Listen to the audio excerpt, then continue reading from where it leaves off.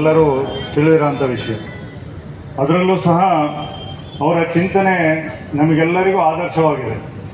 ಇವತ್ತಿನ ದಿನ ಅವರ ಆದರ್ಶ ವ್ಯಕ್ತಿ ಯಾವ ರೀತಿ ಅವರ ಆದರ್ಶಗಳು ನಾವು ಮೈ ರೂಢಿಸ್ಕೊಂಡಿದ್ದೀವಿ, ಯಾವ ರೀತಿ ಅದನ್ನು ಮುಂದುವರಿಸ್ಕೋಬೇಕು ಅಂತ ಹೇಳಿ ನಾವೆಲ್ಲರೂ ತಿಳ್ಕೊಂಡು ಇವತ್ತು ಅದನ್ನು ಜಾರಿಯಲ್ಲಿ ಇಟ್ಕೋಬೇಕು ಅಂತ ಹೇಳಿ ನಾನು ಕೇಳಲು ಬಯಸ್ತೇನೆ.